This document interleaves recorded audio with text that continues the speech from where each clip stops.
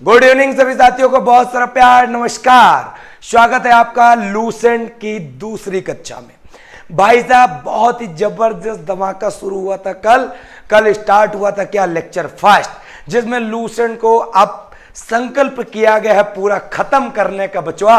और याद रखिएगा अब बात करेंगे किसकी, प्राचीन इतिहास में आज लेक्चर 2 की। और लेक्चर 2 में लूसेंट को है ना बिल्कुल निचोड़ के रखेंगे, क्योंकि यहां पे आज जो लेक्चर है बहुत ही जबरदस्त है। और इतनी पुस्तकें, इतने लेखक याद करने वाले हो जबरदस्त तरीके से। और सबसे बड़ी बात तुमका बता दी, पता क्या है सबसे बड़ी बात, आज तक का तुमका अभिलेख नहीं याद में, और अभिलेख ही के पीछे नहीं याद में क्योंकि शहर की भाषा में पढ़ते रहे हो। अब तुमका पढ़ना है कैसे, पेपर निकालने की दृष्टि से। और पेपर जब निकाले की दृष्टि से तुम पढ़ियो तो पक्का सफल होने वाले हो। तो सभी बच्चे शेयर कर दो वीडियो को। आतंक आना चाहिए, तबाही मचनी चाहिए, आनंद ही आनंद, परमानंद। चलो बहुत बढ़िया। सभी बच्चों को दिलीप, अशोक, रजनी, सूरज, रविकांत, धीरज, ओम प्रकाश, अंकुर, आरो वाटर सॉल्यूशन, क्या बात है, आरो वाटर भी है यहां पर, बहुत बढ़िया। यशी त्रिवेदी, सत्यम सिंह, सभी बच्चा शुभ संध्या।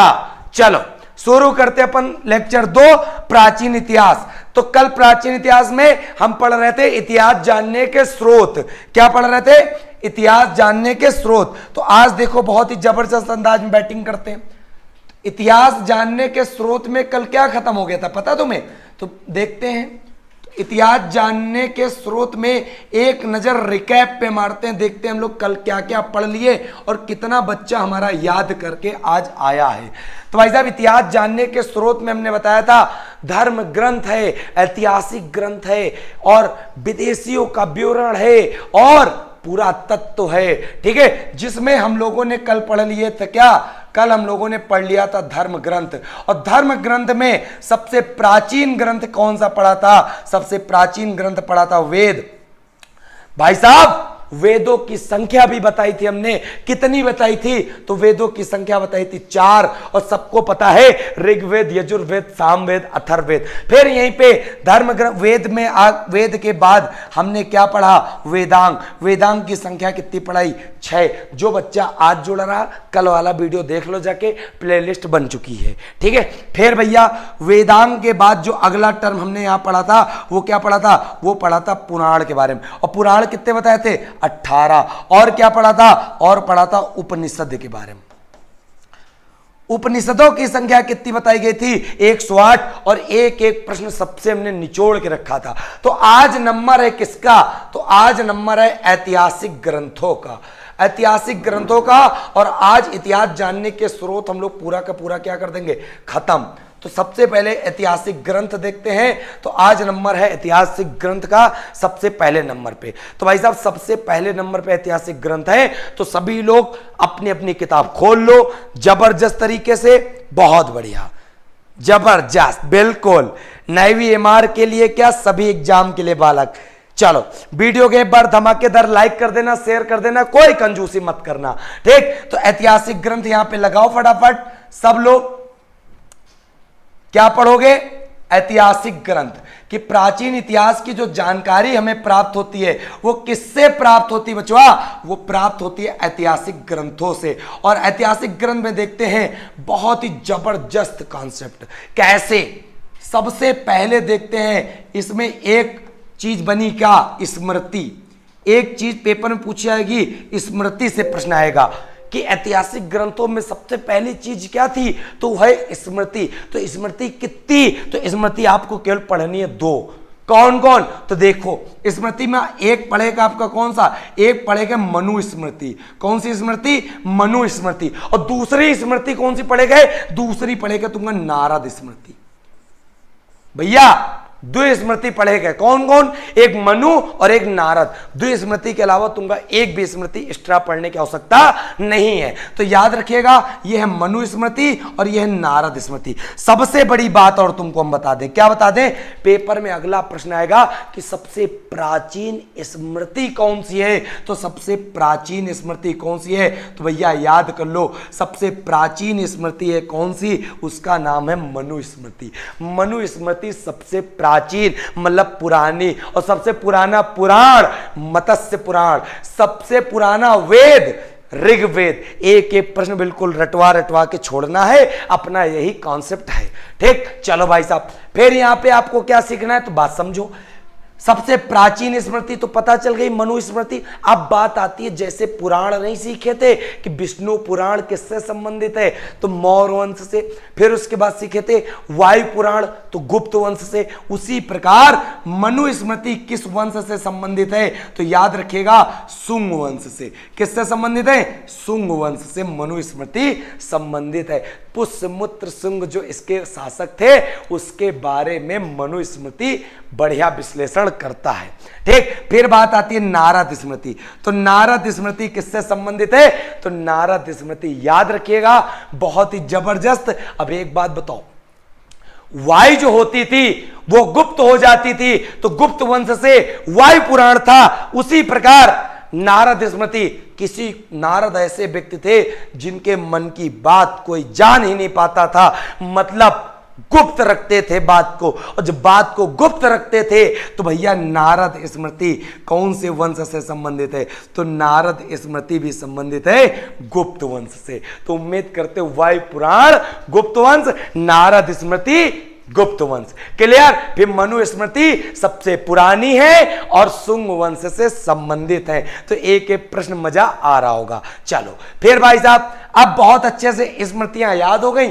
दो ही स्मृति पढ़नी है, यही लूसेंट भी कहती है और यही स्टैंडर्ड बुक्स भी कहते हैं। एक प्रश्न आपका छूटेगा नहीं, बस वीडियो को लाइक करना, वो भूलना नहीं, और साथ में अपने 5 दोस्तन का शेयर करना, क्योंकि भीड़ इतनी होनी चाहिए कि लूसेंट आज के बाद उनको लगेगी आसान, जीएस सीखेंगे वो। अब भाई साहब आगे देखो, और इसमें ऐतिहासिक ग्रंथों में क्या क्या इंपॉर्टेंट है, तो ऐतिहासिक ग्रंथों में बहुत सारे अब ग्रंथ हैं। तो दो स्मृति तो सीख गए, अब एक ग्रंथ सीखो जिसका नाम है जातक। क्या नाम है? जातक। और बच्चा हमारा कंफ्यूज हो जाता है जातक और आगम।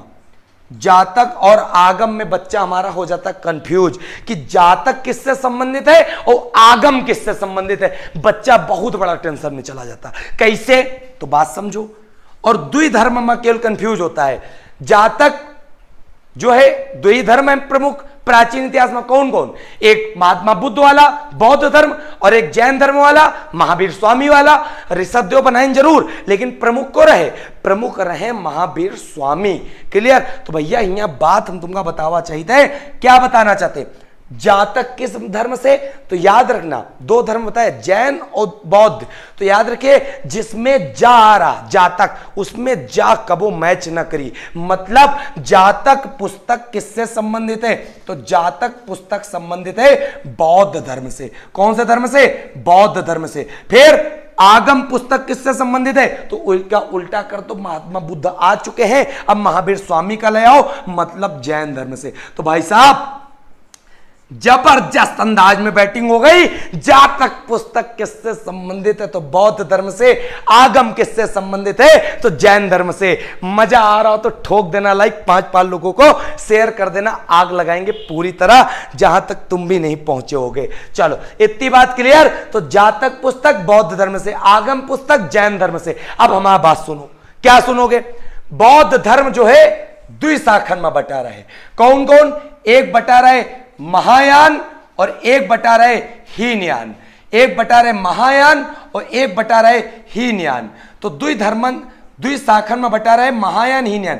पेपर में प्रश्न आ जाए कि महायान हीनयान किस धर्म से संबंधित है, तो बौद्ध धर्म से संबंधित है।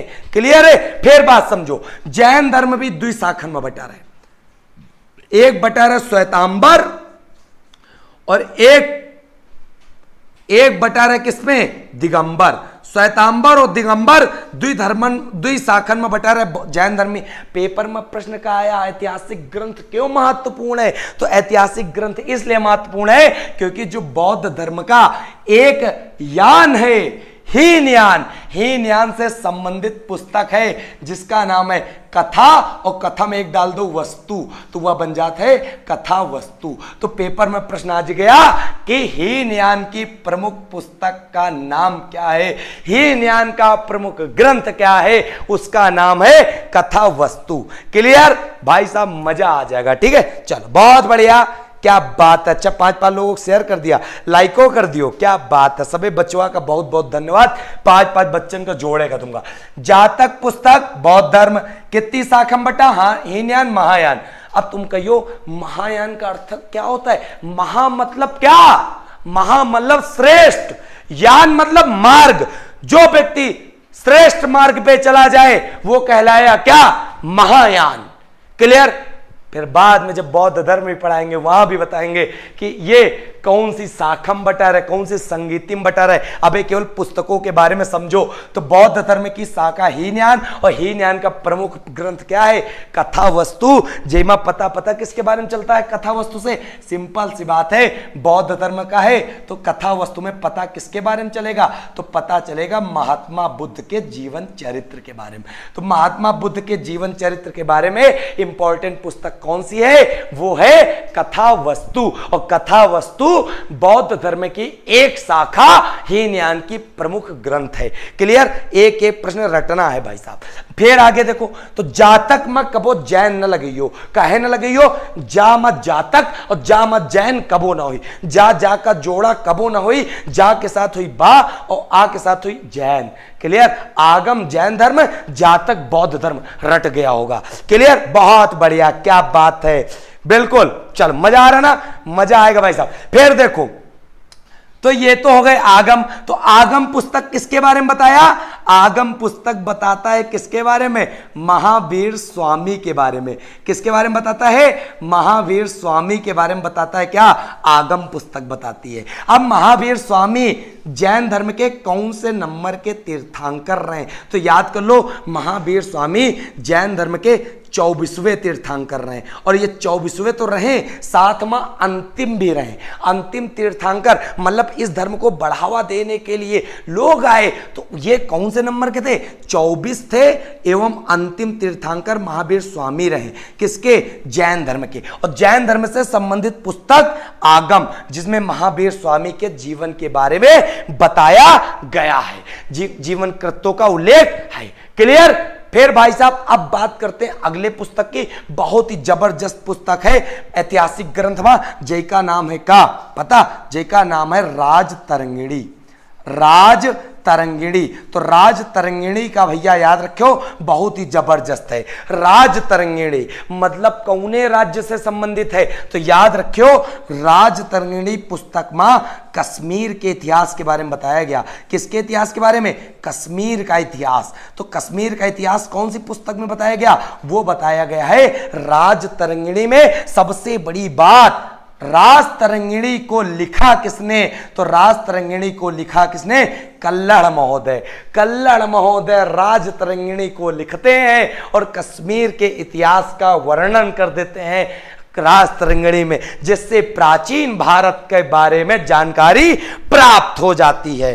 क्लियर। मजे से पढ़ना, जबरदस्त तरीके से आएगा। चलो भाई साहब बहुत बढ़िया, इतनी बात समझ में आई। तो राज तरंगिणी के बारे में भी समझ गो। अब अगली पुस्तक देखो का है, तो अगली पुस्तक का नाम है, यहां लिख लो, अर्थशास्त्र। कौन सी है, अर्थशास्त्र। और अर्थशास्त्र कई की पुस्तक है, तो अब बहुत जबरदस्त प्रश्न आने वाला है। अर्थशास्त्र में बहुत जबरदस्त प्रश्न आने वाला है। अर्थशास्त्र है चाणक्य की।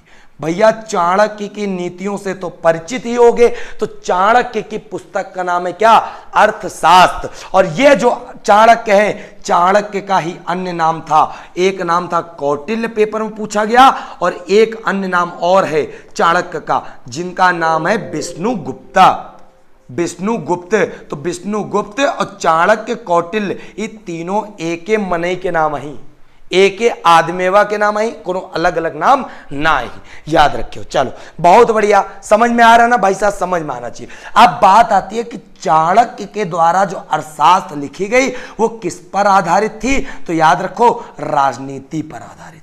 किस पर आधारित थी, चाणक्य द्वारा रचित अर्थशास्त्र किस पर आधारित थी, राजनीति पर आधारित पुस्तक थी। चलो भैया इतनी बात समझ में आ रही, पूरा समझ में आएगा जबरदस्त अंदाज में। फिर बात समझो, फिर बात समझो। और यह इतनी फेमस पुस्तक हो गई, इतनी फेमस पुस्तक हो गई कि विश्व में एक पुस्तक लिखी थी किसने, मैकियावेली ने।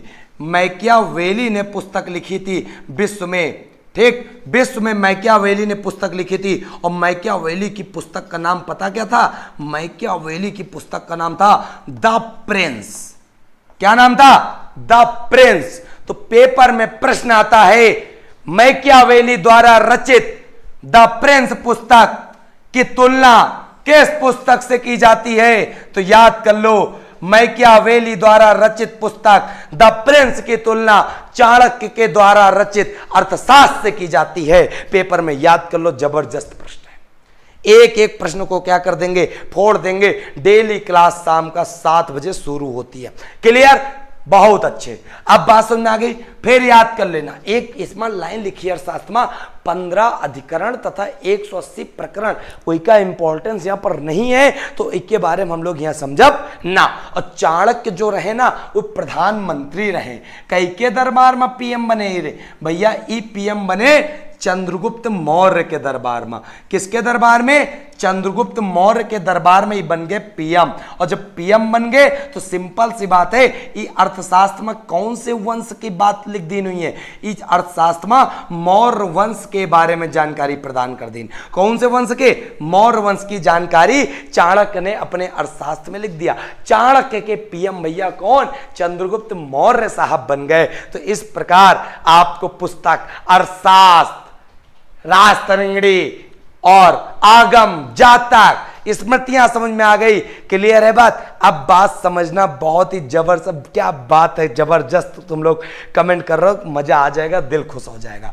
फिर बात समझो भैया, फिर बहुत ही जबरदस्त अंदाज में बैटिंग बगली होगी। क्या होगी? भारत में अरब का आक्रमण होगा। भारत में अरबों का आक्रमण हो गया। अरबों का आक्रमण हो गया। और अरबों का आक्रमण पता कहां पर हुआ? भारत में अरबों का आक्रमण हो गया। कहां पर? सिंध पर। और जब सिंध पर आक्रमण हो गया तो अरब लोग यहाँ क्या हो गए? यहाँ जीत गए, विजय प्राप्त हो गई। तो भैया पेपर में एक पुस्तक, ऐतिहासिक ग्रंथ एक बारे में लिख देंगे। कहा लिख देंगे कि अरबों की जो सिंध पर विजय थी, उसके लिए पुस्तक कौन सी थी? तो उसके लिए पुस्तक का नाम है चचनामा। कौन सी है? चचनामा। और चचनामा के जो लेखक हैं, तो याद कर लो, चचनामा के जो लेखक हैं उनका नाम है अली अहमद। क्या नाम है? अली अहमद। क्लियर है? तो भाई साहब, ये भी एक एक ऐतिहासिक ग्रंथ के बारे में बता रहा हूं, एक एक प्रश्न बताऊंगा, तुमको रटवा के छोड़ूंगा। फिर भाई साहब बात समझो। क्या समझोगे? बड़े जबरदस्त अंदाज में समझना है तुम्हें। एक संस्कृत भाषा में व्यक्ति रहे, उस जो भाषा में नहीं, लेकिन संस्कृत व्याकरण पर पहली पुस्तक लिख दी। संस्कृत व्याकरण की पहली पुस्तक लिख दी। उनका क्या नाम पड़ा? तो संस्कृत व्याकरण की जो पहली पुस्तक लिखी, उन महोदय का नाम रहे पाणिनि। का नाम रहे? पाणिनि। और पाणिनि पुस्तक पता क्यों लिख दी? पाणिनि ने पुस्तक लिख दिया जिसका नाम रखा गया, पता क्या? अष्टाध्यायी। अष्टाध्यायी। तो अष्टाध्यायी की पुस्तक है, तो अष्टाध्यायी पुस्तक है पाणिनि की, जो संस्कृत व्याकरण की पहली पुस्तक के बारे में बताया गया। क्या बात है, बहुत बढ़िया। एक बच्चा कह रहा, सर जी इसमें जो पाणिनि ने अष्टाध्यायी में लिखा है ना, वो पता क्या लिखा? वो लिखा है मौर्य काल के पहले की जानकारी। मौर्य कला के या मौर्य काल के पहले के जानकारी के पहले की जानकारी किसमें मिलती है? वो मिलती है पाणिनि द्वारा रचित अष्टाध्यायी पुस्तक में। क्लियर? भाई साहब मजा आ रहा। क्या बात है, क्या बात है। बैटिंग आ रही ना, मजा बहुत बढ़िया। अच्छा सब लोग लाइक कर दो भाई, लाइक ठोको जबरदस्त अंदाज में। चलो भाई, फिर तो चचनामा समझ में आ गई और ये समझ में आ गई पाणिनि वाली पुस्तक। फिर भैया अगली पुस्तक पता कौन सी है? अगली पुस्तक का नाम जो है ना, वो नाम बहुत ही बढ़िया है। तो वही पुस्तक का नाम क्या है? वो पुस्तक का नाम है गार्गी संहिता। क्या नाम है? गार्गी संहिता। और गार्गी संहिता पुस्तक किसकी है? तो याद रखिएगा, कात्यायन। कात्यायन की पुस्तक है। और गार्गी संहिता के लेखक का नाम कात्यायन है। और याद रखिएगा, गार्गी संहिता एक ज्योतिष ग्रंथ है। कैसा ग्रंथ है? ज्योतिष ग्रंथ है। और सबसे बड़ी बात, गार्गी संहिता में किसका उल्लेख है? तो यवनों ने आक्रमण किया था। क्या किया था? यवनों का आक्रमण हुआ था। किसमें हुआ था? गार्गी। जब यवनों का आक्रमण भारत में हुआ तो गार्गी संहिता नामक पुस्तक में कात्यायन ने इसके बारे में रचित किया। यवन पता कौन? जो हिंद यूनानी वाले मामला कल पढ़ रहे हो रहा है। ठीक, एक एक प्रश्न तुम्हें भाई साहब समझ में बिल्कुल। आयुष यादव, मजा आ रहा, क्या बात है भाई साहब, मजा तो आना है तो बस तुम लोग लाइक करोगे तभी तो और मजा आएगा।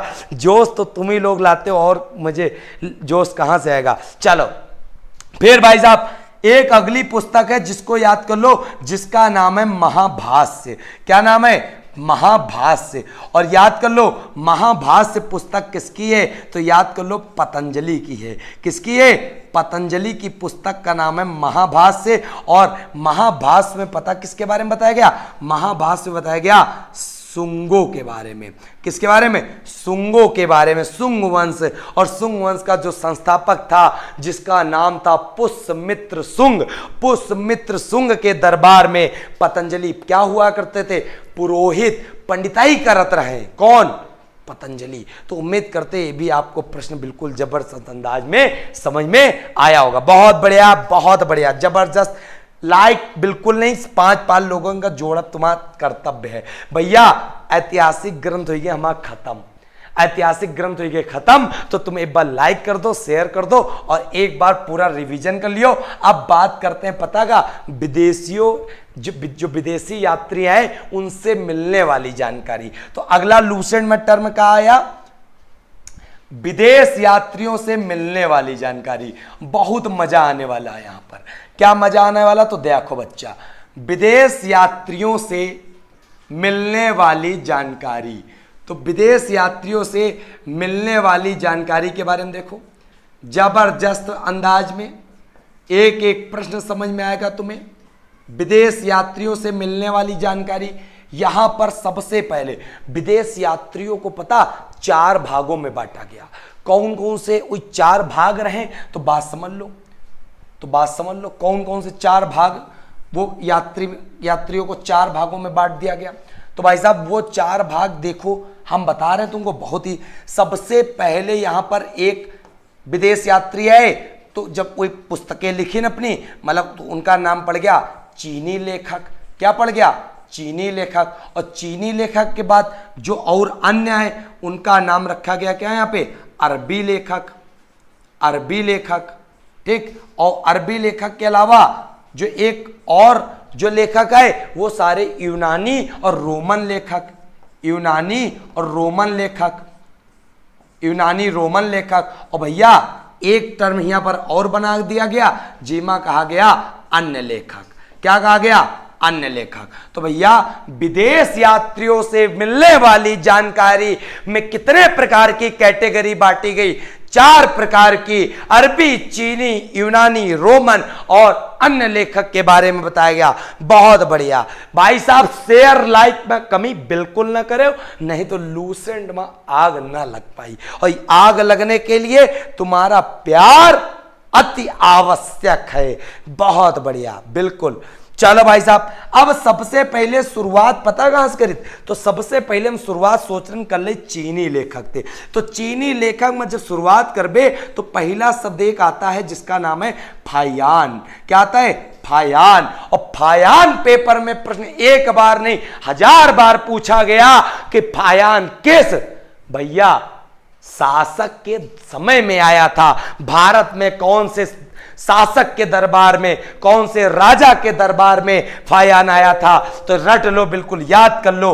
फायान जो आया था उसका नाम था चंद्रगुप्त द्वितीय।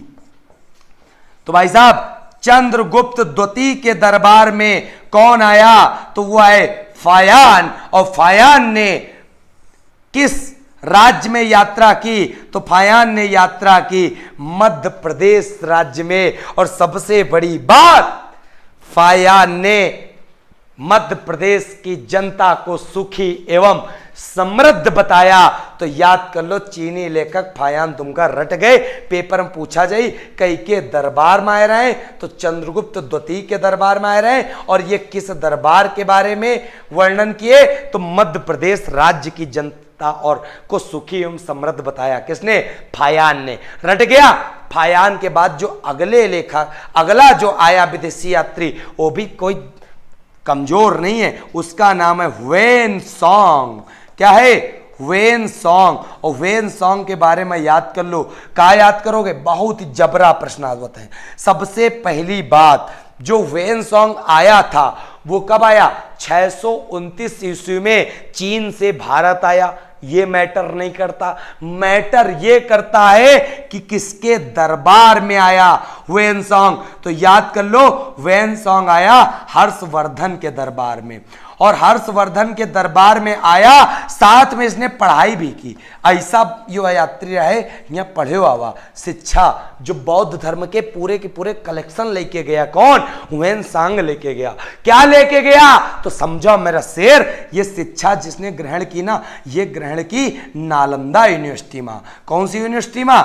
नालंदा यूनिवर्सिटी में ये शिक्षा ग्रहण की। और नालंदा में वो इसने शिक्षा ग्रहण की। अब नालंदा का प्रश्न बहुत बढ़िया पेपर में पूछता।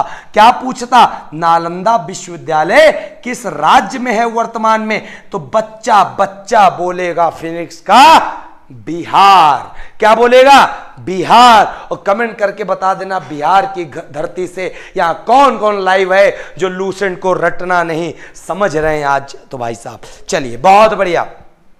तो नालंदा विश्वविद्यालय बिहार में पड़ता। सबसे बड़ी बात, नालंदा विश्वविद्यालय का निर्माण किसने करवाया? तो नालंदा विश्वविद्यालय का निर्माण करवाया, याद कर लो, कुमार गुप्त प्रथम ने। किसने? कुमार गुप्त प्रथम ने। तो ये पढ़े आ रहे ह्वेन सांग कहां के रहे? चीन के रहे। कई के दरबार में? हर्षवर्धनवा के दरबार में आए रहे। फिर देखो बच्चों, क्या देखोगे? अब सबसे बड़ी बात, ह्वेन सांग जो 629 में आए और 645 तक इधर उधर मंडरात रहे, टहलत रहे, यात्रा करत रहे, तो अपन यात्रा के नाम पर पुस्तक लिख डालिन, जिसका कहा थे क्या? CU की। इनकी पुस्तक को कहते हैं क्या? CU की। तो CU की पुस्तक किसकी है? तो CU की पुस्तक है ह्वेन सांग की। भैया किसकी है? ह्वेन सांग की। भाई साहब देखो, लाइक शेयर में कमी ना करो, हम तुमका पढ़ावे में 1% कमी ना रखबे, गारंटी सुद्धा बता रहे हैं। आइस तुम लूसेंट कबो ना पढ़े हो, रिफॉर्म तरीके से पढ़ाइबे, एक एक प्रश्न तुम्हारा तोड़ मरोड़ के सारा रटवा डलबे, चाहे जौन सब्जेक्ट में आए, बिल्कुल सीरियल से चलेंगे, इतना याद रखो बच्चों। ठीक, तो भैया ह्वेन सांग की पुस्तक याद हो गई। कई के दरबार में आवा यो रहे? हर्षवर्धन के दरबार में। अब हर्षवर्धन जो है, हर्षवर्धन जितने यात्री आए किसी को राजकुमार नहीं कहा गया, लेकिन ह्वेन सांग को क्या कह दिया गया? ह्वेन सांग को कह दिया गया क्या? भैया यह लाइन ऐसी निकाल लेना बे, ह्वेन सांग को बोल दिया गया यात्रियों का राजकुमार। क्या बोला गया? यात्रियों का राजकुमार। तो भैया यात्रियों का राजकुमार कौन? तो भैया ह्वेन सांग। क्लियर? अब बात आती है, एक बार परीक्षा में पता कैसे प्रश्न पूछा गया? एक बार परीक्षा में प्रश्न पूछा गया, क्या पूछा गया? Prince of Pilgrim. Prince of Pilgrim. तो बच्चा होगा कंफ्यूज थोड़ा। प्रिंस ऑफ पिलग्रिम, तो प्रिंस ऑफ जब पिलग्रिम पूछा गया तो बच्चा हो गया कंफ्यूज। क्यों? क्योंकि भैया वही का मीनिंग प्रिंस के तो पता आ रहा है, क्योंकि प्रिंस खुद सोचत, की मम्मी कहती हमारा बच्चा सबका प्रिंस है, मतलब राजा है, राजकुमार है, तो राजकुमार है, लेकिन पिलग्रिम की मानिंग नहीं आवत रहे, मीनिंग नहीं आवत रहे। तो जब पिलग्रिम की मीनिंग नहीं आवत रहे का, तो पिलग्रिम का मतलब हुआ, पिलग्रिम मतलब यात्री, पिलग्रिम्स मतलब यात्रियों, तो यात्रियों का राजकुमार। तो हिंदी में लिखा रहे, सब कंफ्यूज। तो प्रिंस ऑफ पिलग्रिम्स किसको कहते हैं? हर्षवर्धन को कहते हैं। तो उम्मीद करते एक एक प्रश्न तो तुम रट रहे होगे। चलो बहुत बढ़िया। हाँ चल, एक यात्री और बताते तुमको, जो चीनी लेखक प्रमुख है, चीनी लेखक दो और लिख लो। एक का नाम रहा संयुगन, एक का नाम रहा संयुगन और एक का नाम रहा इतसिंह। एक का नाम रहा संयुगन और एक का नाम रहा इतसिंह। तो भैया दुई ऐसे चीनी यात्री और हैं जो भारत में आए रहे और विदेशी विवरण से इनसे जानकारी मिलती है। तो उम्मीद करते इतनी बात तुम्हें समझ में आ गई होगी। सयुगन हुई गे, इतसिंग हुई गे, फायान हुई गे, हुएनसांगवा होगा, सारे के सारे तुमको समझ में आ गए होंगे। बहुत बढ़िया, मजा आ रहा ना, क्या बात है। रोहित पटेल, बिल्कुल मजा आ रहा है, क्या बात है, जबरदस्त अंदाज। चलो बहुत बढ़िया, समझ में आ रहा सभी बच्चों को। तो भैया इस प्रकार, और इनके बारे में जो लिखा पड़ा है ना, जैसे संयोगन के बारे में लिखा है, इसने बौद्ध धर्म की स्थापना, कुछ नहीं पूछा जाता, बस इतना पूछा जाता है चीन ते कौन कौन यात्री आए रहे। तो फायनवा आवा रहे और वैनसांग और संयोगन और इतसिंग, नाम याद रखे हो तो बता लीजिए हो कौन आवा कौन नहीं आवा। क्लियर है। तो भैया अब बात करो आगे थोड़ा। तो आगे जब बात करियो तो बात समझो बहुत ध्यान से। क्या बात समझोगे? तो अब बात करेंगे हम लोग अरबी लेखक के बारे में। किसके बारे में? अरबी लेखक के बारे में। तो यहां पे हेडिंग लगेगी अरबी लेखक। तो भाई साहब जब यहां पे अरबी लेखक लगेगी तब भी तो आग लगेगी। अरबी लेखक जब लिखा जाएगा तब भी तो आग लगेगी। तो अरबी लेखक में दो लेखक तो याद कर लो। एक का नाम था, जिसका नाम था अल बरूनी। क्या नाम था? अल बरूनी। और दूसरे व्यक्ति का नाम याद कर लो, जिसका नाम था इब्न तूता। इब्न तूता। ठीक। ये दुई लेखक ऐसे हैं जो पेपर में तुमका हिला के रख दे हैं और मिलिए जरूर परीक्षा में। तो तुम भी इनका पढ़ लो, जब मिले तुमका तो तुम इनसे मुलाकात कर लेनो। ठीक। और दोनों को दोनों लेखक कहाँ के हैं? अरब के हैं। और याद कर लो, ई का तो देश नहीं पूछा जात, लेकिन ई का देश पूछा जात कि इब्न तूता किस देश का निवासी था। तो इब्न तूता मोरक्को देश का निवासी था। किस देश का? मोरक्को। और मोरक्को की वर्तमान में राजधानी का है? मोरक्को की वर्तमान में राजधानी है रबात। कहते नहीं रफ्ता रफ्ता इसको हो गया। तो भैया मोरक्को की राजधानी है रबात। क्लियर? फिर भाई साहब अल बरनी समझो। तो दोनों अरबी लेखक हैं, अल बरनी इब्न तूता। इब्न तूता मोरक्को का निवासी और ई की राजधानी तुमका याद होगी। क्या राजधानी है? तो आपको पता चल गया, इसकी राजधानी है रबात। फिर बात समझो बहुत ध्यान से। जो अल बरनी रहे, जैसे फायान किसके दरबार में आया? प्रमुख रहे, तो चंद्रगुप्त द्वितीय। जैसे वेनसांग हर्षवर्धन के दरबार में। Same to same, same to same. प्रश्न क्या आता है? अल बरनी किसके दरबार में आया? तो याद कर ले मेरा बच्चा, अल बरनी आया महमूद गजनवी। किसके दरबार में? महमूद गजनवी। और भैया इब्न तूता, तूता तूता तूता गाना है ना, तो भैया ये किसके दरबार में आए? तो मोहम्मद बिन तुगलक के दरबार में।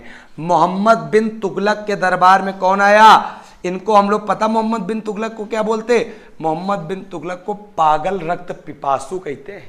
ठीक। अभी बाद में मिली है तो पढ़ा जी, मजा आ जी तुमका। ठीक। मोहम्मद बिन तुगलक मतलब इनका हम 60 में पता क्या पढ़े? MBT यही कहा वही MBT मतलब मोहम्मद बिन तुगलक। तो अब जितने तुगलक वंश है ना, सबके हम 60 नाम रखे हैं। MBT, फिरोज तुगलक का FT और गयासुद्दीन तुगलक का GT। एक एक प्रश्न रटवा दे। चलो भैया, तो ये दरबार में आए रहे। अब भैया जब अलवर्नी आए तो इनकी भी एक पुस्तक का नाम पढ़ा कि उस पुस्तक के नाम क्या रखा गया? उस पुस्तक का नाम था किताबुल हिंद। किताबुल हिंद, चाहे किताबुल हिंद कहो। और एक पुस्तक और इनकी पूछी जाती है जिसको कहते हैं तहकीक आ हिंद। क्या कहते हैं? तहकीक आ हिंद। तो दोनों पुस्तकें अल बरनी की बिल्कुल रट डालो, नहीं तो अल बरनी तुमका बहुत मरी है। ठीक। फिर याद रखो, फिर क्या याद रखियो? हर्षवर्धन जब घूमत फिरत रहे तो एक किताब लिख डाली, जैका नाम रखे ना सियूकी। पियूकी नहीं, सियूकी। उसी प्रकार यहू खूब घूमिन फिरिन। तो ई जब घूमिन फिरिन तो यहू एक पुस्तक लिख डालिन, मतलब यात्रा वृतांत, मैं यात्रा के बारे में। और उस पुस्तक का नाम इन्होंने रख दिया रेहला। क्या रख दिया? रेहला रख दिया। याद कर लो। ठीक। अब एक चीज याद रखो, एक बार परीक्षा में पूछा गया इब्न तूता का वास्तविक नाम बताओ। तो वास्तविक नाम इनका जो है अब्दुल्ला मोहम्मद बिन तूता। अब्दुल्ला मोहम्मद बिन तूता, ये किसका वास्तविक नाम है? ये भैया नाम है इब्न तूता का वास्तविक नाम। वास्तविक नाम इब्न तूता का क्या है? तो याद कर लो, वास्तविक नाम इब्न तूता का है, जेका कहते हैं अब्दुल्ला मोहम्मद बिन तूता। क्लियर? एक एक प्रश्न भाई साहब समझ में आ रहा होगा, नहीं तो मजा बेकार है। तुम्हें एक एक प्रश्न समझ में आना चाहिए। तो इतनी बात समझ में आई, इतनी बात समझ में आ रही होगी ना। चलो फिर यहीं पे बात समझो बहुत ध्यान से। क्या समझोगे? यहां पर अरबी लेखक के साथ साथ एक लेखक और पढ़ लेते हैं, अन्य लेखक, फिर के बाद पढ़बे यूनानी और रोमन वाले लेखक। तो पहले अन्य लेखक में देख लो कौन कौन है। तो एक नाम है तारानाथ। गदर पिक्चर सब लोग देखे ही हो। गदर एक प्रेम कथा, गदर एक प्रेम कथा। क्लियर है? वही सनी देओल का नाम पता का रहा? तारा। तो यहां पर भी कहा है तारानाथ। तो तारानाथ को ही अन्य लेखक में पहले लेखक। तो भैया लाइक न करी होगा, इतना बढ़िया सेशन चल रहा और तुम लोग लाइक भी नहीं कर रहे हो। हम पूरा का पूरा अपन पसीना यहाँ पर बहाए दे रहे हैं तुम्हारे लिए। ठीक, तो कम से कम बच्चा लाइक तो कर लो, हमारा कम से कम मेहनत तो सफल बना दो। चलो तारानाथ। तारानाथ एक तिब्बती लेखक था। कैसा लेखक था? तो तारानाथ जो था एक तिब्बती लेखक था। और सबसे बड़ी बात, तारानाथ जो है ना, इनकी दो पुस्तकें पूछी जाती हैं। कौन कौन? एक कयंगुर और तयंगुर। एक पुस्तक का नाम है जिसको कहते हैं कयंगुर, और एक पुस्तक का नाम है जिसको कहते हैं तयंगुर। तो कयंगुर और तयंगुर कैकी ही तारानाथ की। और तारानाथ मतलब तिब्बती लेखक। क्लियर? चल बहुत बढ़िया बच्चा, बहुत बढ़िया, जबरदस्त अंदाज। तो एक लेखक तो अन्य मत में समझ में आएगा। एक लेखक और समझ लो अन्य में, उनका नाम रहा मार्को पोलो। क्या नाम था?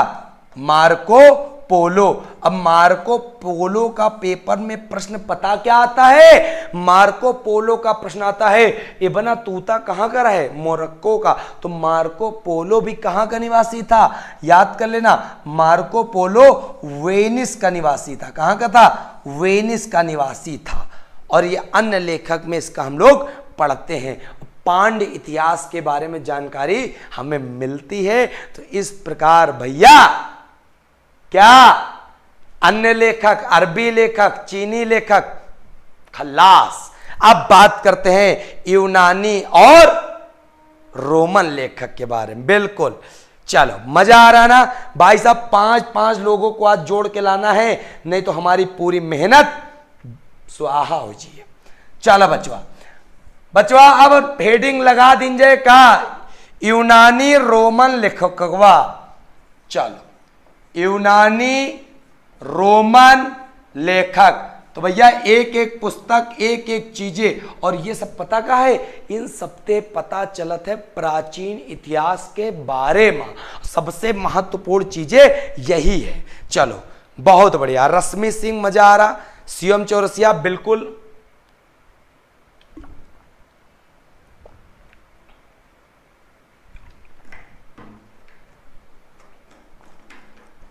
भाई साहब पानी पी रहे हैं बस।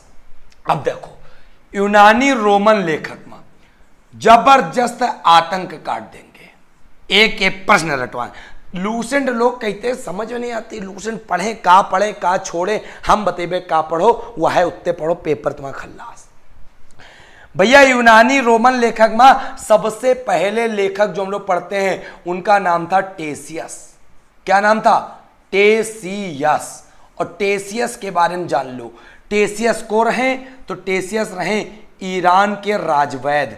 तो पेपर में प्रश्न आ जाए कि टेसियस कौन था? तो टेसियस था ईरान का राजवैद। कौन था भाई साहब? ईरान का राजवैद। याद कर लो। और सबसे बड़ी बात, भारत के संबंध में इसने भी जानकारी दी, लेकिन वो अफवाहों पर सिर्फ आधारित थी। वो अफवाह पे आधारित थी, कोई मतलब की नहीं थी। चलो फिर भाई साहब, तो बस टेसियस के बारे में इतने जान लो। इसने भारत के इतिहास के बारे में बताया तो, लेकिन अफवाह पे आधारित थी। दूसरा नंबर यूनानी रोमन में देखो, उसका नाम था हेरोडोटस। Most important, Herodotus. तो हेरोडोटस के बारे में बच्चों जान लो कहा है। तो हेरोडोटस के बारे में समझ लो, कबो ना भूलियो। हेरोडोटस जो इतिहास तुम पढ़ रहे हो, उसके पितामह कौन है, उसके जन्मदाता कौन है, तो याद कर लो। इतिहास का पिता या इतिहास का पिता किसे कहते हैं, तो भैया इतिहास का पिता कहते हैं हेरोडोटस को। सबसे बड़ी बात, हेरोडोटस की पुस्तक का क्या नाम है, तो हिस्टोरिका।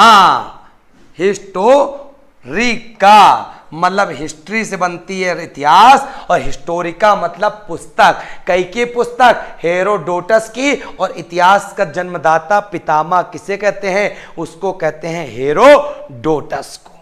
क्लियर? चलो भैया, मजा आ रहा ना, मजा तो इबे करी। चल फिर बात समझो। यूनानी रोमन लेखक में सिकंदर के साथ 3 लोग आए रहे, उनका का नाम रहा है भैया।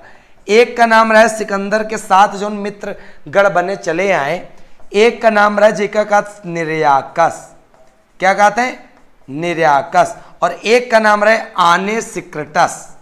आने सिक्रटस, एक व्यक्ति का नाम रहा आने सिक्रटस, और एक का नाम रहा निर्याकस, और एक का नाम रहा आस्टियोबुलस। आस्टियोबुलस भैया इस सिकंदर के साथ 3 आए रहे, जो ये भी भारत के बारे में कुछ ना कुछ जानकारी देते। तो सबसे महत्वपूर्ण क्या है, निर्याकस। सिकंदर का जल सेनापति को रहे, तो सिकंदर का जल सेनापति बचवा पता को रहे, उनका नाम रहे निर्याकस। का नाम रहे, निर्याकस। एक एक प्रश्न तुम समझ रहे होगे, ठीक है। चलो फिर यहां पर बचवा 4 नंबर लेखक में देखो, उनका नाम रहे डाइमेकस। का नाम रहे, डाइमेकस।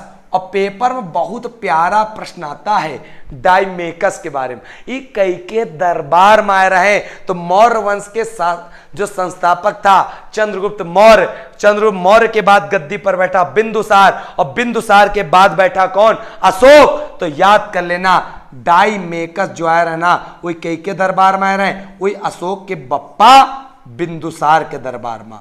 अशोक के बप्पा बिंदुसार के दरबार में आए रहे को डाइमेकस, और आए रहे भेजिस को रहा इनका। तो यह जान लो, एक देश पड़त है जेका का सीरिया।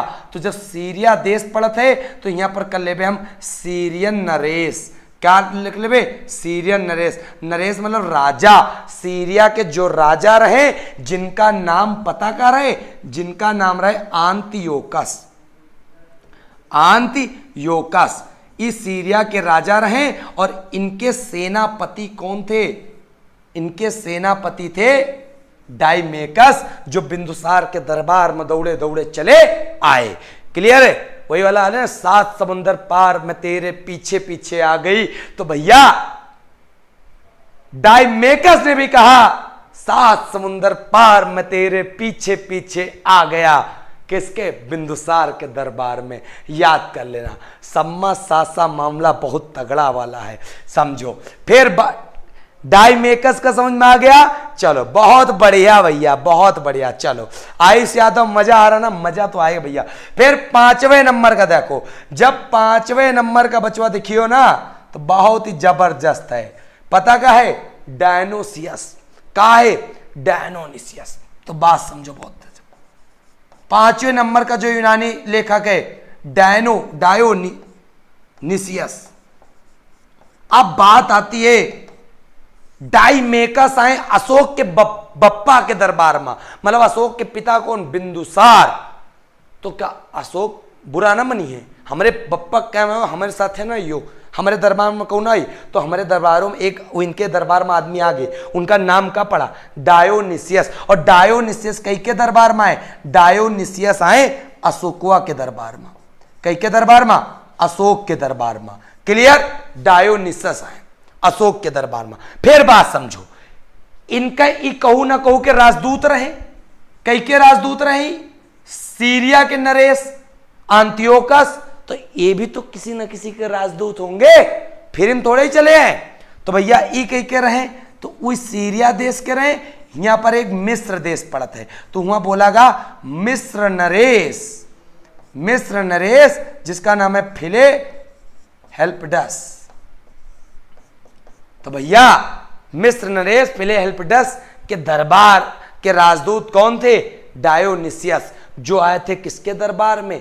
अशोक के दरबार में। इस प्रकार एक एक प्रश्न तुमको बिल्कुल है जबरदस्त समझ में आ रहा होगा। बिल्कुल आग की तरह क्लास को फैला दो, कहीं पर भी ये मान लो बुझने ना पाए। भाई साहब आग अगर तुम नहीं लगा रहे हो ना तो विश्वास मानो आप अपने टीचर के साथ क्या कर रहे हो? गद्दारी कर रहे हो। टीचर लूसेंट को इतने बढ़िया फॉर्म में समझा रहा है तो भाई साहब स्क्रीनशॉट ले लो। बहुत तुमको चाहिए था ना स्क्रीनशॉट, ले लो स्क्रीनशॉट। लूसेंट से देखो नोट्स कैसे बनते हैं, ये कला भी तुम लोग सीख जाओ। लूसेंट को लोग बेकार कहते हैं लेकिन लूसेंट को मैं ब्रह्मास्त्र समझता हूं, याद कर लेना। चलो भाई साहब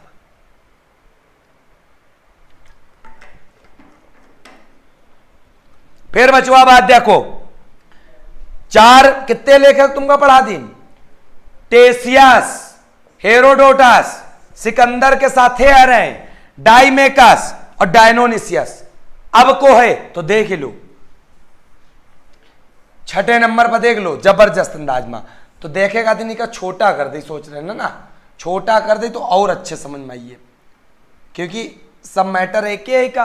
तो यहाँ पर हम लिख दे यूनानी रोमन, तो तुमका एक बार लास्ट में रिवीजन हो जी जबरदस्त तरीके में। तो भाई साहब छठे नंबर में को है, तो छठे नंबर में देख लो को है, तो छठे नंबर में है जिनका नाम है टालमी। क्या नाम है? टालमी। और टालमी के लिए फेमस है क्योंकि इन्होंने एक पुस्तक लिखी। उस पुस्तक का नाम पता का है? उस पुस्तक का नाम है भारत का भूगोलवा। तो भाई साहब भारत का भूगोल पुस्तक किसने लिखी? वो लिखी टालमी ने। क्लियर? ये भी एक प्रकार से प्राचीन इतिहास के बारे में जानकारी प्रदान करते हैं। फिर याद कर लो एक और है जिनका नाम था पिलिनी। पिल जाओ, लेकिन बस पिल जाओ तो यहाँ पिलिनी शब्द याद रखना। पिलिनी जो है ना ये प्राकृतिक चीजों बारे में बताया। प्राचीन इतिहास में पेड़ पौधे पक्षी इसके बारे में वर्णन करने वाला भी तो कोई व्यक्ति होना चाहिए, तो रहे पिलिनी। इसीलिए इनकी पुस्तक का नाम पता क्या पड़ेगा? ये कहूँ जाते रहे हुआ पिल जाते थे, पक्षी के बारे में लिखे लगे और प्राकृतिक सुंदरता के बारे में लिखे लगे। तो भैया बात का हुई, इन्होंने पुस्तक का जो नाम लिखा उसका नाम पड़ा नेचुरल हिस्ट्री, मतलब प्राकृतिक इतिहास। तो नेचुरल हिस्ट्री के लेखक कौन? तो नेचुरल हिस्ट्री के है पिलिनी। और कौन है भारत का भूगोल को लिखिस रहे? वो लिखिस है टालमी। आयुष जी कह रहे हैं नोट्स कैसे बनाए आप बता दो। भैया जैसे बतावत जा रहे हैं बस वैसे नोट्स बनावत जाओ। और तुमका का करे को मैं काहे चार चांद लगाए पर भैया, और तुमका एमा कुछ करे है क्या हो सकते नहीं, फालतू तुम परेशान हो। ठीक, चलो भैया आगे। अगला जो 8वां नंबर है वो है मैगस्थनीज। मैगस्थनीज भी आए जिन्होंने भारत के इतिहास के बारे में बताया। मैगस्थनीज। अब सबसे बड़ी बात, ये भी बड़ा लेखक था, ये भी बड़ा लेखक था। बात आती है मैगस्थनीज किसके दरबार में आया? तो याद कर लो मैगस्थनीज आया किसके दरबार में? तो भैया का बिंदुसार। भैया हम बतावा रहे ना, यहां पर लिख लो चंद्रगुप्त मौर्य और बीच में लिख लो क्या? बिंदु सार, और नीचे का लिख लो अशोक। अशोक भैया बिंदुसार के दरबार में आए तो उनका लड़का बुरा मानत रहे, उन दरबार में आ गए। अब दादो तो बुरा मानिए, तो दादा के दरबार में को आवा रहे? दादा के दरबार में आ रहे हैं मैगस्थनीज। तो याद कर लो चंद्रगुप्त मौर्य। चंद्रगुप्त मौर्य के दरबार में आए थे कौन? मैगस्थनीज। और बिंदुसार के दरबार में आए थे कौन? डाइमेकस। और अशोक के दरबार में कौन आए थे? डायोनिसियस। मौर्य वंश के 3 प्रमुख शासक और तीनों के दरबार में कौ न को आवा है। इनके दरबार में आए मैगस्थनीज, चंद्रगुप्त मौर्य के दरबार में, बिंदुसार के दरबार में आए डाइमेकस और अशोक के दरबार में आए डायनोनिसियस। क्लियर? चलो बहुत बढ़िया। चलो उम्मीद करते हैं मजा आ रहा होगा, समझ में आ रहा होगा। अब बात आती है क्या? मैगस्थनीज जो था इसकी पुस्तक का नाम क्या था? तो बात समझो भाई साहब। मैगस्थनीज की पुस्तक का जो नाम था उस पुस्तक का नाम रखा गया इंडिका। एक गाड़ी नहीं आती इंडिका, तो इंडिका 4 पहिया गाड़ी वाली पुस्तक के नाम यही पढ़ा है, मैगस्थनीज। तुमका समझा रहे नहीं, पढ़ा नहीं, ठीक। तो इंडिका पुस्तक मैगस्थनीज की। सबसे बड़ी बात, मैगस्थनीज कई का राजदूत रहा। तो मैगस्थनीज भैया पता कई का राजदूत रहा? मैगस्थनीज राजदूत रहा सेलुकस निकेटर का। किसका रहा? सेलुकस निकेटर का राजदूत कौन बना था? उसका नाम था मैगस्थनीज। सेलुकस निकेटर का राजदूत कौन? मैगस्थनीज। और सेलुकस निकेटर किसका भैया राजदूत या सेनापति था? तो याद कर लो, ये था सिकंदर का। क्लियर? और सिकंदर का जल सेनापति कौन था? निर्याकस थे। एक एक प्रश्न बिल्कुल तुमको बता दिया। चलो बहुत बढ़िया, मजा आ रहा ना भैया? बहुत जबरदस्त, क्या बात है, आनंद ही आनंद, परमानंद। चलो बहुत बढ़िया। करण, उज्जवल श्रीवास्तव, शुभ सौभाग्य कुमारी, तो भैया हो गए 8 लेखक। अब एक ऐसी पुस्तक बताइए जो पेपर में पूछी नहीं जाता, 100% पूछी जाती। कौन सी? देखो, उमर लेखक नहीं है, लेकिन वह पुस्तक है। पेरी प्लस आप द, पेरी प्लस आप द इरिथ्रियन सी। तो भाई साहब, पेरी प्लस आप द इरिथ्रियन सी एक पुस्तक का नाम है, जिसके लेखक अज्ञात है। जैसे लेखक कौन है इस समय? अज्ञात, कोई है ही नहीं। लेकिन आईएएस की परीक्षा में प्रश्न पूछा गया, कौन सी ऐसी पुस्तक है जिसने प्राचीन इतिहास में हिंद महासागर का वर्णन किया है? तो हिंद महासागर का वर्णन करने वाली पुस्तक का नाम, मतलब हिंद महासागर मतलब इंडियन ओशियन, और इंडियन ओशियन मतलब हिंद महासागर का वर्णन करने वाली पुस्तक का नाम Periplus of the Erythraean Sea. जय के लेखक का अबहू अता पता बिल्कुल नहीं। बिल्कुल श्यामलाल बिल्कुल पूरी लूसेंट करवाएंगे, बीच में 1% न छोड़ब। बस तुम लोग न छोड़ो, जब से जैसे तुम ते कहना लाइक करो, शेयर कर दो, 10-10 लोगन का जोड़ दो। हम कबो न छोड़ पे काहे के पीछे? जब भैया परिवार बड़ा होता है तो आदमी सोचत हमारे ऊपर जिम्मेदारी बहुत है, और जब परिवार छोटा हो तो सोचत हमू आराम करी। काहे पीछे? जिम्मेदारी ही रही। और जब बहुत बड़ा परिवार, हम जिम्मेदारी ले चल रहे हैं। क्यों? जिम्मेदार नागरिक होने के नाते। क्लियर? चलो भैया बहुत बढ़िया, समझ में आ गया?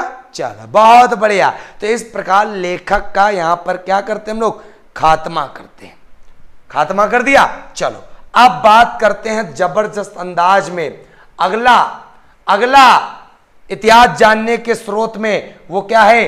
पुरातत्व संबंधी साक्ष्य।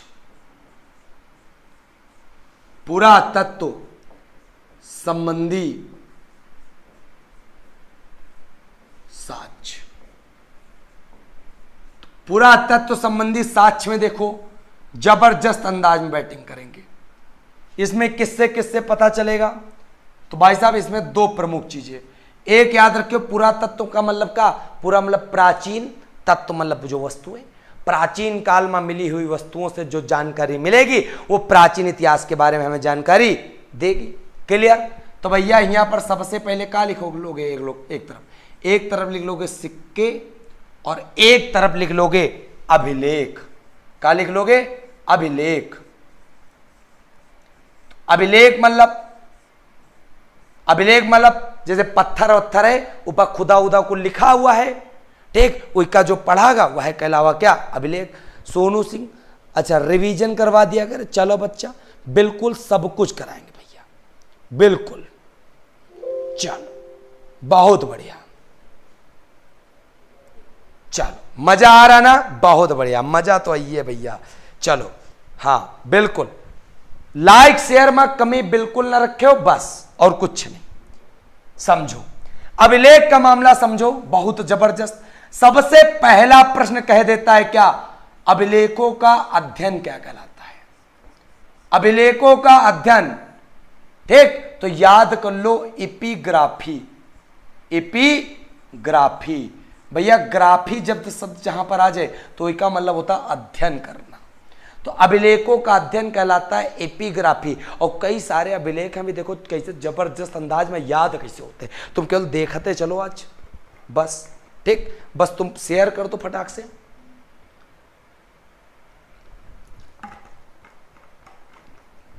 चलो बच्चों आगे, जबरदस्त तरीके। तो एपिग्राफी के अध्ययन का कहा, अभिलेखों के अध्ययन के। जैमा सबसे पुराना एक अभिलेख है, पता कौन सा? वही अभिलेख का नाम है एशिया माइनर का, एशिया माइनर का अभिलेख, जिसका नाम है बोगाज कोई। का नाम है? बोगाज कोई। और बोगाज कोई में पेपर में प्रश्न पता का पूछा जाता है, एशिया माइनर का बोगाज कोई अभिलेख है, इसमें कितने देवता के बारे में बताया गया? तो 4 देवता बताए गए। कितने देवता बताए गए? 4। और 4 देवता कौन कौन से हैं तो याद कर लो, क्योंकि पेपर में प्रश्न आवर है कौन देवता का उल्लेख इसमें नहीं किया गया। तो याद कर लो, एक देवता का नाम है इंद्र, और एक का नाम है मित्र, और एक का नाम है वरुण, और एक का नाम है नासत्य। इंद्र, मित्र, वरुण और नासत्य, ये 4 देवताओं के बारे में बताया गया। किसमें? एशिया माइनर के बोगाज कोई में। याद कर लेना, बहुत ही जबरदस्त, बिल्कुल। चलो आगे बात समझो। क्या समझोगे बच्चों? तो एक अभिलेख तो याद कर लीनो, एशिया माइनर का बोगाज कोई। आगे समझो, एक अभिलेख याद कर लो जिसका नाम है हाथी गुम्फा, हाथी गुम्फा अभिलेख। तो पेपर में प्रश्न पता क्या पूछा जाता है कि कौन सा अभिलेख कौन सा राजा बनवाइन है, और सबसे बढ़िया प्रश्न पूछा जाता है उस अभिलेख में किस चीज का वर्णन मिलता है। तो याद कर लो बच्चा मेरे, हाथी गुम्फा अभिलेख में जो तुम भारतवर्ष चिल्लाया करते हो, भारतवर्ष का सबसे पहले उल्लेख, भारतवर्ष का जो उल्लेख है सर्वप्रथम, भारतवर्ष का उल्लेख कहां मिलता है? हाथी गुम्फा मिलता है। और हाथी गुम्फा पता कहीं का बनवाया हुआ है? जयका कलिंग के युद्ध में अशोक हरा देना है। का नाम? कलिंग राजा खारवेल, कलिंग राजा खारवेल। तो भाई साहब अभी बाद में कलिंग का युद्ध भी मिलेगा, वो भी पढ़ेंगे। तो कलिंग राजा खारवेल जो है वो क्या कर दिन है? बनवाइन ने हाथी गुम्फा। और यही अभिलेख ऐसा अभिलेख है जहां पर बाद में पढ़े मिला रहे कि मत भैया भारतवर्ष लिखा है, कौनो ऐसे किताब नहीं बे जहां पर सबसे पहले भारतवर्ष मिला। भारतवर्ष सबसे पहले मिला ई वाले अभिलेख में। क्लियर है? चलो बहुत बढ़िया, क्या बात है, जबरदस्त पढ़ रहे हो मजे से। चलिए अच्छा, हम जो पढ़ाते हैं उसका पीडीएफ दे दीजिएगा। पीडीएफ बच्चा, पीडीएफ तो इसका कैसे बनेगा अभी तो हमें कुछ नहीं पता। चलो बात समझो बहुत ध्यान से, जबरदस्त। अगला अभिलेख कौन सा है? तो अगला अभिलेख बच्चा बच्चा याद करेगा। पता कौन सा? उस अभिलेख को हम याद कराने जा रहे हैं, नासिक अभिलेख, नासिक अभिलेख। और नासिक अभिलेख जो है वो कौन से शासक का है? तो याद कर लो, गौतमी बलश्री का, गौतमी बलश्री का। भैया एक बात बताओ, कहू का जैसे तुम नाक है, नाक में क्या कर दो? बल लगा दो, बल लगा दो तो क्या बन जाई? श्री। ठीक, सिरसराय लगी ना, सिरसराय लगी। जैसे नाक में तुम बल लगा दो, सिरसराय लगी। तो मतलब नासिक मतलब नाक वाला कैसे संबंधित है? बल वाले थे। तो गौतमी बलश्री याद होगा। तो गौतमी बलश्री से संबंधित कौन सा अभिलेख है? नासिक अभिलेख। एक एक प्रश्न देखो याद करीबे, अगर याद ना करीबे तो मजा ना आई हमका। फिर अगला कौन सा है? अगला है जूनागढ़, जूनागढ़ का अभिलेख है। अब बात समझो कैसे। एक बात बताओ, इनके जो शासक का नाम है रुद्रदामन, रुद्रदामन। भैया सबका पता है, अगर जब किसी को बर्तन मांजना पड़ता है और खासकर बहनों को तो क्या होता है, रुद्र रूप हो जाता है एक प्रकार से, क्या, रौद्र रूप, बिल्कुल क्रोधित हो जाती हैं और रुद्र दामन, रुद्र मतलब रौद्र हो रही, काहे पीछे, जूना लगा लगा बर्तन मांजे जून, तो भैया जूनागढ़ अभिलेख रुद्र दामन शासक। क्लियर, कोई भी बहन बुरा मत मानेगी, केवल सिर्फ समझाने के लिए बताया है, ठीक। तो जूनागढ़ अभिलेख रुद्र दामन, नासिक अभिलेख गौतम बलश्री, हाथी गुंफा अभिलेख कलिंग राजा खारवेल, याद कर लो। तो तीनों अभिलेख तुम्हें समझ में आ गया होगा। अगर ना समझ में आया तो बताओ भैया कमेंट करके, तीन अभिलेख तुमका याद हो गया नहीं याद हो गया। आज तक का तुम डरते थे, पेपर में आते थे भैया बहुत कठिन है, भूल जाते हम, अब तुम कभी नहीं बोलोगे। नासिक वाला बल लगा दो, सिरसिराए लगी, मतलब नासिक अभिलेख गौतमी बलश्री, जूना रुद्र दामन। क्लियर भैया, मजा आ रहा ना? कमेंट करके बताओ भाई साहब, कमेंट करके बताओ तुम्हें याद हो रहा कि नहीं याद हो रहा। अगर याद ना हो रहा होगा तो हम बेकार, मजा नहीं आएगा में। फिर देखो अगला अभिलेख, अभी अभिलेखों की बात चल रही, तो अगला अभिलेख है प्रयाग स्तंभ अभिलेख, प्रयाग स्तंभ लेख। तो प्रयाग स्तंभ लेख याद हो रहा? चलो जबरदस्त, ये देखो तो मजा आ गया, क्या बात है, याद हो गया भाई साहब। प्रयाग सबको पता है, संगम नगरी प्रयाग, इलाहाबाद, प्रयागराज। क्लियर, तो भैया प्रयाग स्तंभ लेख है, तो कौन, संगम नगरी है। और वो जब गंगा नदी है तो नदी कहां से आई है, समुद्र से आई है।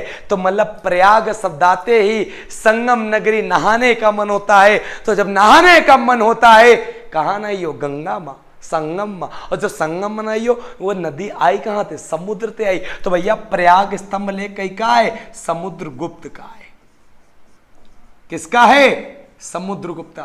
भाई कसम से एक एक तुमको ऐसी ट्रिक बना बना याद करवा रहे हैं जो ट्रिकें नहीं है, केवल ऑप्शन मिलेगा तो तुम हमारे कॉन्सेप्ट को याद करोगे, कहोगे लूसेंट पढ़ाई है सर तुमने, लूसेंट को याद करवाया सिखाया है, लूसेंट देख के डरते थे, पेपर को पास करवाना सिखाया है। जब आपका पेपर निकल जाए तब बताइएगा आके। चलो बहुत बढ़िया, चलो सोनू सिंह, बिल्कुल बिल्कुल भैया, चलो एकदम मस्त सर, मजा आ रहा ना? तो भैया लाइक और शेयर में काहे कमी रखे हो। फिर देखो अगला अभिलेख, जिसका नाम है एहोल, एहोल अभिलेख। और एहोल अभिलेख कैसे संबंधित है, कौन से शासक थे, तो हम तुमको बताया दें कैसे, बात समझो। पुलकेशिन द्वितीय, एहोल अभिलेख मतलब पुलकेशिन द्वितीय। कैसे याद करोगे, सबको पता है, जैसे है कोई पुल दिखता है तो पुल तो बना होता है, लेकिन उसके नीचे होल होता है, मतलब छेद होता है, गड्ढा होता है। एक प्रकार से होल मतलब छेद होता, छिद्र होता। तो ए होल, होल किससे, पुल से। तो मतलब ए होल पुलकेशिन द्वितीय से। समझ में आ गया, समझ में आ रहा है, मजा आ रहा भाई साहब, बहुत बढ़िया, क्या बात है। एहोल अभिलेख पुलकेशिन द्वितीय, मतलब पुल में होल, तो पुलकेशिन द्वितीय। प्रयाग स्तंभ, पहुंच जाओ गंगा नगरी, संगम प्रयागराज, जहां पर नदी आई किससे, समुद्र से, तो समुद्रगुप्त हो गया। और यहां पर नासिक ठोक दो, बल ठोक दो, सिरसिराए लगेगा, गौतमी बलश्री। जूनागढ़ रौद्र, रुद्र दामन। क्लियर, बहुत बढ़िया, मजा आ गया ना भाई साहब, याद होना चाहिए, बाकी सब मजा आएगा। फिर मंदसौर अभिलेख, कौन सा अभिलेख, मंदसौर। तो मंदसौर कैसे याद करोगे, तो भैया मंदसौर कैसे याद करोगे पता, तो मंदसौर और कैसे नहीं याद करना है, मां से मंदसौर और मां से मालवा नरेश यशोवर्मन, मालवा नरेश यशोवर्मन। मंदसौर अभिलेख मालवा नरेश यशोवर्मन, मालवा नरेश मालवा के राजा रहे, ठीक, भैया श्रवण, आप हमको यहाँ ज्ञान बता रहे हो कि गंगा नदी गंगोत्री ग्लेशियर से निकलती है, समुंदर से नहीं। भैया तुमका याद करवा रहे हैं, इतिहास ना कि पढ़ा रहे हैं उद्गम मुहाना। ठीक, तो बात का समझा तो करो जरा। अरे हम जानी थे तुम लोग बहुत पढ़े लिखे बच्चा हो, लेकिन कुछ हमारी तो बात मानियो। ये अभिलेख आज तक का बच्चन का नहीं याद हुआ। हम सोचे थे कि कुछ अच्छे तरीके से याद हो जाए। अरे भैया इतिहास ऐसा सब्जेक्ट है जहां पर कुछ इंटरेस्टिंग तरीके से याद कराई जा सकती है। बाकी किताबें तुम्हारे पास छपी रखी हैं, उनका छाप लो। ठीक, नहीं तो कोई फायदा ना निकली, याद रखो। ठीक, फिर समझो। तो भैया ये सारे हो गए ना, चलो बहुत बढ़िया। ठीक, फिर देखो ग्वालियर अभिलेख। ग्वालियर नाम से क्लियर हो रहा, जहां पे युद्ध की बात होती है, राजा वाजा की। तो ग्वालियर, प्रतिहार नरेश, एक प्रतिहार वंश रहे, वहां के राजा रहे जिनका नाम रहे भोज। तो प्रतिहार नरेश भोज बनवाई नया संबंध कौन सा? ग्वालियर अभिलेख। तो कौन सा अभिलेख, कौन सा राजा बनवाई, सब तुमका हम बता दीने। एक एक प्रश्न यह बिल्कुल क्लियर करके बता दीने। ठीक, अब यहां पर कुछ प्रश्न तुम ऐसे याद रखो जबरदस्त तरीके से। जैसे मंदसौर अभिलेख है, इसमें किसका उल्लेख है? तो याद कर लेना, रेशम बुनकरों का। रेशम बुनकरों का उल्लेख किसमें है? तो भाई साहब मंदसौर में है। बुनकर मतलब मंदसौर। क्लियर है? एक एक प्रश्न तुम्हें समझ में यहां पे आ गया होगा। नहीं आया कोई बात नहीं, तो धीरे धीरे तो समझोगे। चलो बहुत बढ़िया, जबरदस्त अंदाज में। मनीष भारती बहुत अच्छा सर जी, ऐसे ही पढ़ाइए। चलिए चलो आगे आगे भाई साहब। तो इतनी बात तुम्हें समझ में आ गई। एशिया माइनर, हाथी गुम्फा, नासिक, जूनागढ़, प्रयाग स्तंभ, एहोल, मंदसौर, ग्वालियर। एक एक प्रश्न तो रटवा दिया ना, रट गए। अब बात कर लेते जरा थोड़ी किससे, सिक्कों के बारे में। तो सिक्कों के बारे में बच्चा यहां पर रश्मि चौधरी कह रहे हैं आप दिन में 2 बार क्लास लिया करो। अरे बच्चा, हमें रोजी रोटी अभी सिर्फ चलती नहीं, थोड़ा सा पढ़ाते हैं, उससे रोजी रोटी भी चलती है। जब थोड़ा सा मजबूत हो जाएंगे तो हम 2 क्या 4 बार क्लास ले लेंगे। आप लोग शेयर तो करो वीडियो को ज़्यादा से ज़्यादा, ठीक है। चलो बहुत बढ़िया भैया, आप लोग वीडियो को शेयर तो करो तभी तो मजा आएगा, नहीं तो मजा तो आने नहीं बिल्कुल। चलो सिक्कों के बारे में सब बच्चा कह रहे हैं, बताओ सर जी जल्दी, देर हो रही है। देर बिल्कुल ना हुई। चलो फिर बात समझो, सिक्कों के बारे में कैसे याद रखोगे? तो सिक्कों के बारे में समझना बहुत ही जबरदस्त कॉन्सेप्ट। सबसे पहला प्रश्न क्या आएगा सिक्कों के बारे में? सिक्कों के बारे में सबसे पहला प्रश्न आएगा कि प्राचीनतम पुराने सिक्कों को क्या कहा जाता था? प्राचीनतम सिक्कों को क्या कहा जाता था? तो याद कर लो, आहत कहा जाता था। क्या कहा जाता? आहत। और याद कर लो, साहित्य में सिक्कों को क्या कहा जाता था? साहित्य में सिक्कों को कहा जाता था कसारपण।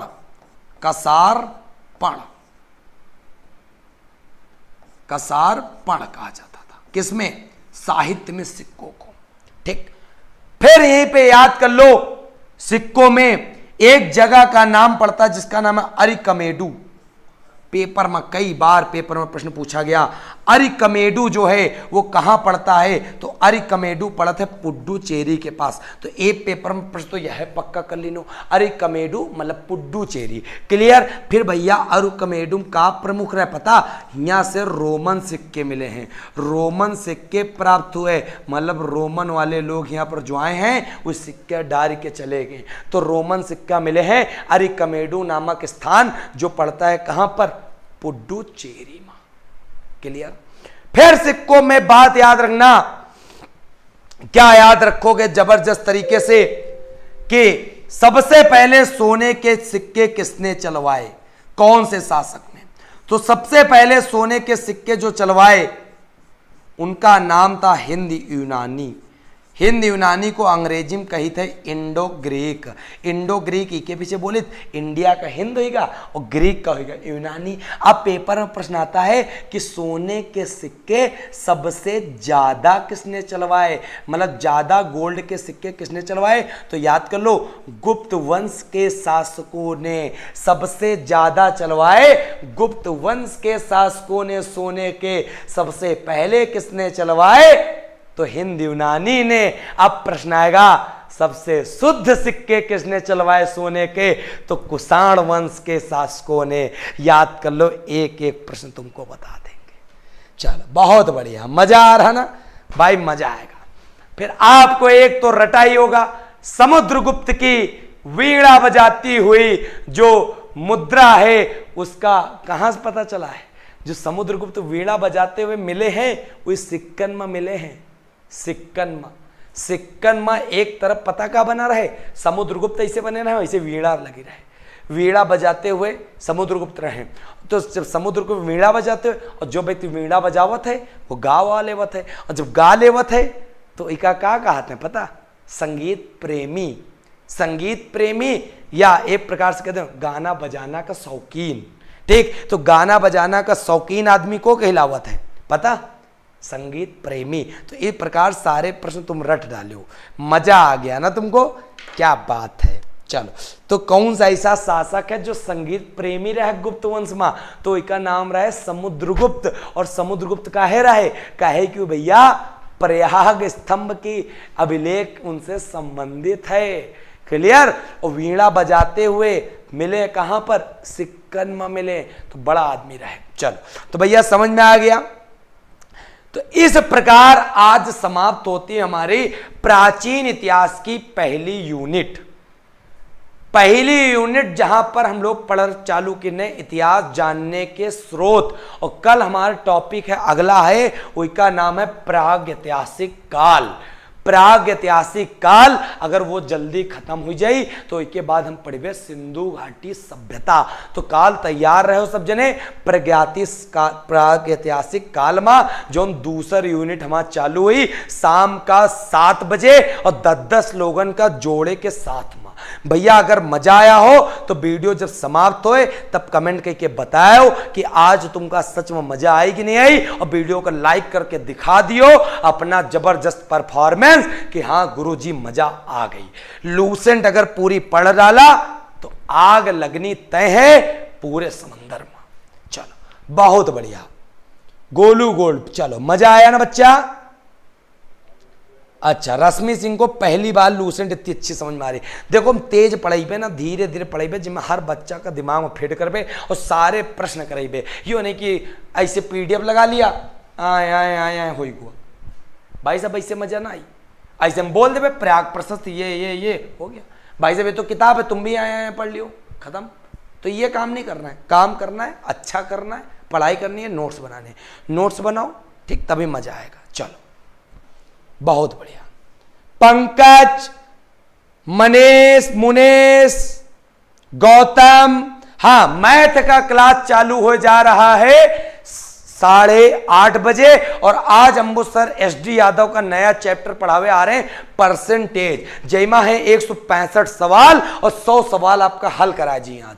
ठीक, तो 8:30 बजे सबकी उपस्थिति होगी अनिवार्य। आज हम बैठक बगल में और रजिस्टर लेके सब लोग प्रेजेंट सर लगा देना, वरना हो जाएगा बहुत मामला खराब। चल बहुत बढ़िया। अंकेश, राहुल, प्रिंड, बिल्कुल परिंद ऑफिसल, अनुज, कुलदीप, योगेश, दीपक, परिंद ऑफिसल, क्या बात है। अच्छा परिंद जी कह रहे हैं ये अंदाज आपका सर अमित भड़ाना का है, यहाँ आप हमका कॉमेडी के साथ साथ पढ़ाई सिखवा दे रहे हो। क्या बात है बचुआ परिंद ऑफिसल, तुमका दिल से धन्यवाद कि हमारा इतनी बड़ी हस्ती से एक छोटी सी हमका जगह दे दी। चल बहुत बढ़िया बचुआ। Subhash Kumar art, good night बचुआ। अब तुमका 8:30 बजे अंबु सर का साथ देखे और जबरदस्त तरीके से तुमका वीडियो को शेयर करना, लाइक करना, और याद कर लो 10-10 दोस्तन का शेयर करेंगे। लूसेंट की आग तभी शांत होगी, क्योंकि अभी तो शुरुआत है और शुरुआत सब जोश में करते हैं। हिम्मत वही व्यक्ति होती है जो अंत तक जाके पूरी लड़ाई लड़के आता, पता चलता है कि विजय प्राप्ति हुई, कि वीर गति प्राप्त हुई। याद रखिएगा, और हम चाहते हैं हमारे हर एक बच्चे को सिर्फ विजय प्राप्ति हो, याद रखिएगा। चलो बहुत बढ़िया, बिल्कुल होली त्योहार आ रही और क्लासेस डेली चलाऊंगा, ठीक। चलो होली खेलेंगे दिन में और रात में पढ़ाई बे दूंगा। चलो भैया बहुत बढ़िया। हाँ रीजनिंग भी कराएंगे, परेशान ना हो, अबे केवल पढ़त रहो भैया चुप्पे, ठीक। पंकज, सर्वेश, अंकुर, सभी बच्चों को जय हिंद जय हिंद जय हिंद। बच्चा आप चलते हैं, आपसे विदा लेने का वक्त आ गया मेरा, ठीक है बच्चों। चलो तो अब हम बुलाना चाहते हैं टेक्निकल टीम को कि अब क्लास को एंड कर दिया जाए जबरदस्त अंदाज में।